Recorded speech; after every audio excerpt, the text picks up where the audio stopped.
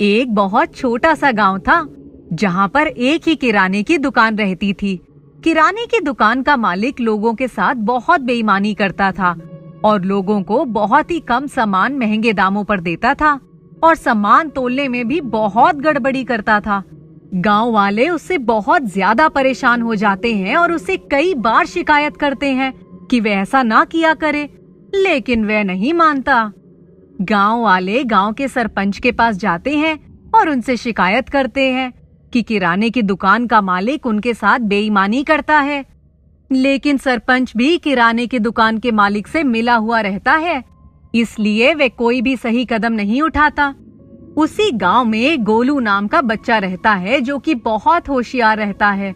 वे अपने पिताजी से कहता है, पिताजी, हमें गांव वालों के साथ मिलकर एक नया तराजू खरीदना चाहिए और जब भी किराने की दुकान का मालिक हमें कोई सामान तोल कर देता है तो हमें वापस अपने तराजू पर उसे तोल कर देखना चाहिए कि उसका वजन बराबर है या नहीं। गोलू के पिताजी को गोलू की बात बहुत अच्छी लगती है। वे गांव वालों से इस बारे में बात करता है और गांव वाले भी खुशी खुशी उसकी बात मान जाते हैं और नया तराजू खरीद कर ले आते हैं।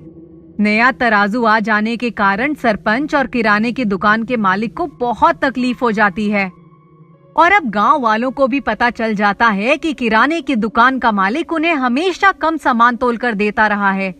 किराने की दुकान का मालिक सरपंच के पास जाता है और कहता है, अरे सरपंच, कुछ करो। नए तराजू के आ जाने से मेरी कमाई ही कम हो गई है और अब तो तुम्हारी कमाई पर भी फर्क पड़ेगा। तुम्हें कुछ करना चाहिए।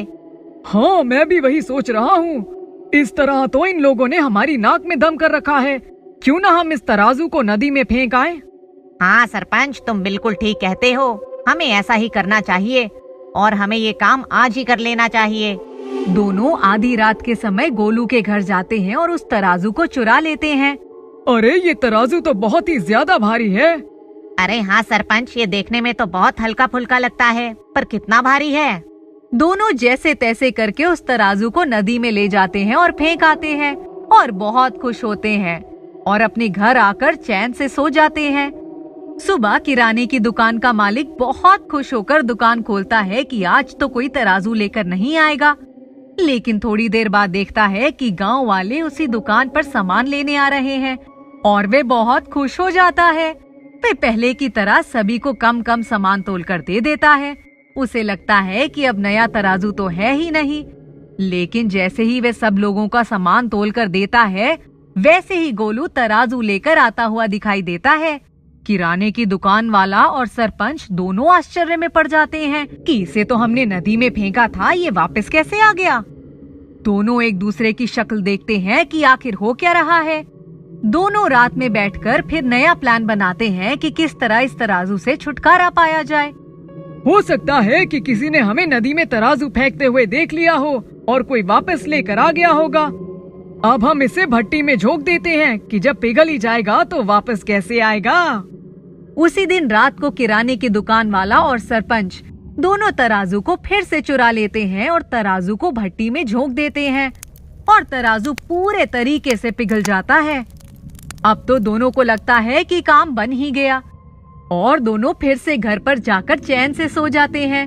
दूसरे दिन फिर जब किराने की दुकान खुलती है तो किराने की दुकान वाला बहुत खुश होता है कि अब तो तराजू है ही नहीं, वो फिर अपनी मनमर्जी चला सकता है।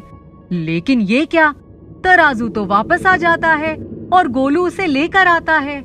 अब तो दोनों के आश्चर्य और डर का ठिकाना ही नहीं रहता कि आखिर हो क्या रहा है। ये कोई जादुई तराजू तो नहीं। अब दोनों नई तरकीब सोचते हैं कि इस तराजू को लाकर अपने घर में रख लेते हैं। दोनों फिर से गोलू के घर जाते हैं और तराजू चुराने के लिए जैसे ही तराजू को छूते हैं कि दोनों के हाथ तराजू से चिपक जाते हैं।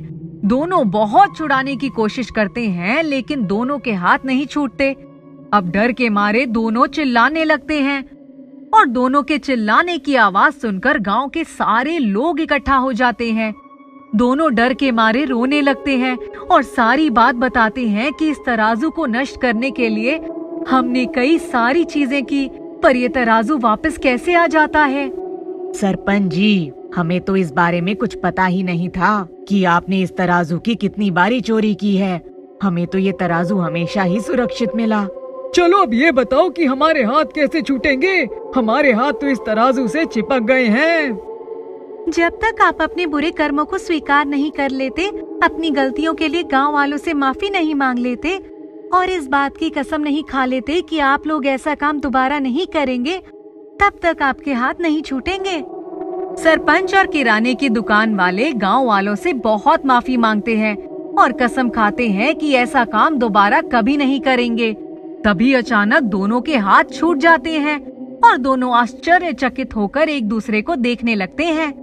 दोनों को एक अच्छा सबक मिलता है, लेकिन फिर दोबारा दोनों कभी भी गांव वालों के साथ बेईमानी नहीं करते और ईमानदारी से अपना जीवन जीते हैं।